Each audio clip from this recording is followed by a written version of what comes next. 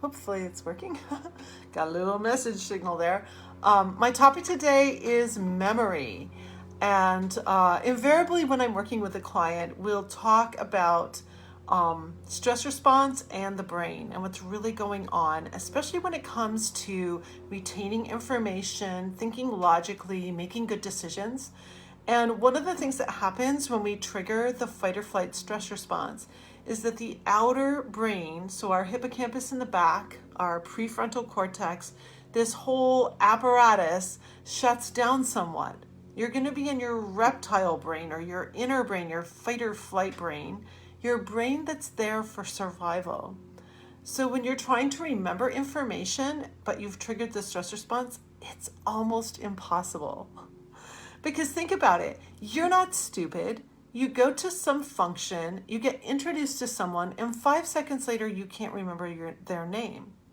That's pretty crazy, isn't it? Like, you kind of think, what's wrong with me? Why can't I remember names? People will even call that out. They'll say, hey, I'm terrible at names. Think about that for a moment. They're a brilliant person. You know, their brain works wonderfully in other circumstances. Why can't they remember names? Most of us trigger the fight or flight stress response in any sort of unusual social situation. So if you're going to a party, today we had a big event in the family.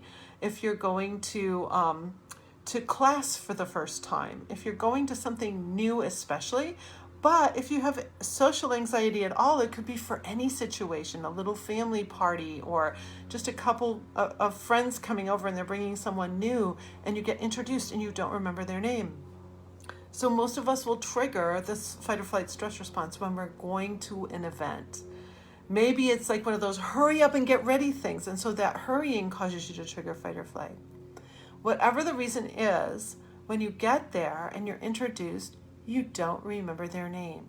So I want to give you some tips to help you because you're not stupid. It's just that your brain shut down and you can't remember it. You can't lodge that information. By the way, you can apply this not to social situations, not just to that, but any sort of learning. So you go to class to learn, but you've triggered the stress response and everything that you're experiencing in the environment, you're not able to really take it in. It's not lodging. So then you have to study harder. You have to reread everything. A lot of my clients who really take Pressure Free to Heart, they waste so much less time because they don't have to reread or re-listen. When they're in the lecture, they actually hear it and it lodges in their hippocampus. They remember. The other thing that's weird about memory, before I give you the tips, is that if you have a negative occurrence happen, it will lodge in your memory and you will actually fictionalize it over time. So that if you could go back in time and actually see the event, it would probably be very different than how you're remembering. But it was so traumatic, it was negative, you actually create a whole fiction around it too. Or you can even have a missing memory because of that as well. So let's give you some tips. First of all, you've got to back up from the event. So let's say you're going to a social event and it starts at 7 p.m. You're probably starting to think about the event, maybe the night before, maybe even a few days before.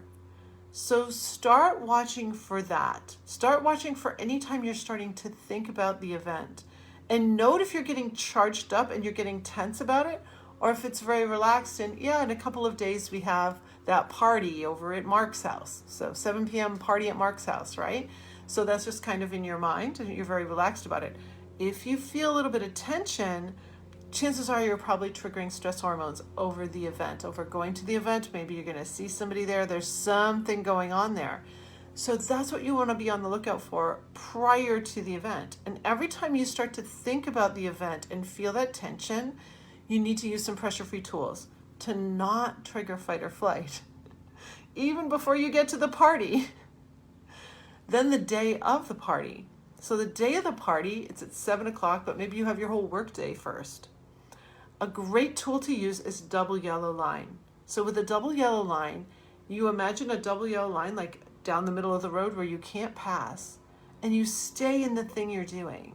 So you stay in the first project at work, and then maybe you're going to lunch. So now you're at lunch. You're not at the party yet. You're at lunch. And then you're on another, doing something else at work for a while. So you're doing that. You're not worried about the party. You're not thinking about the party. The double yellow lines have come down and you're staying in your work so that you're super productive. You get a lot done.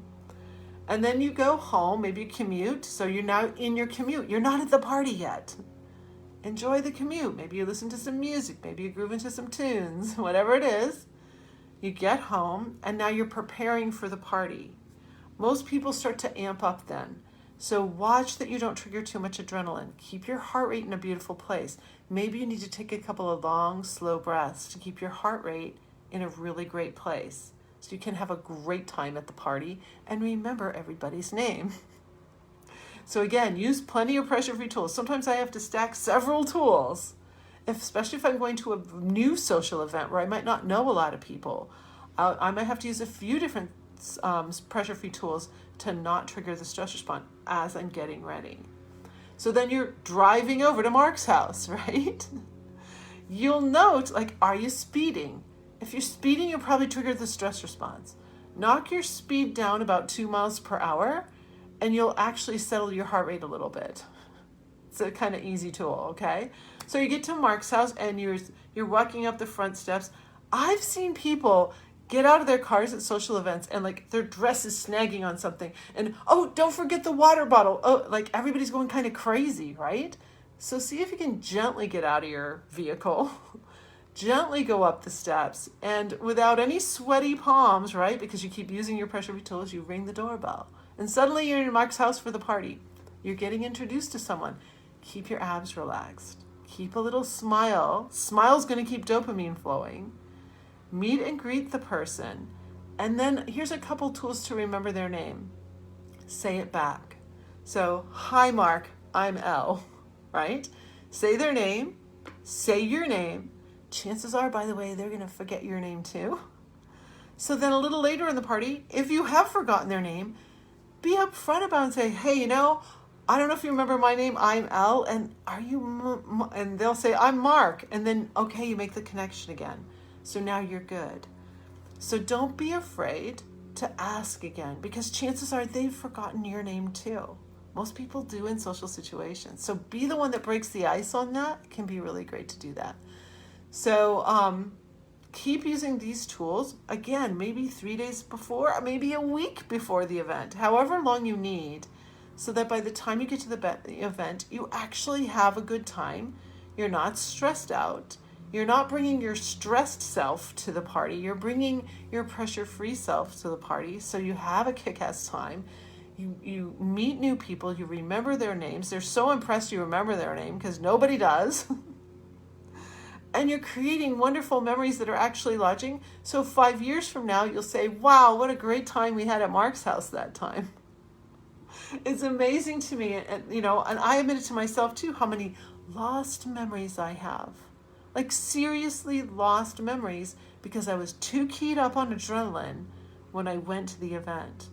I have clients tell me that prior to pressure free, they have very few memories, but after pressure free, they remember so much. So if you want a really rich, fulfilling life, pressure free can help you get that.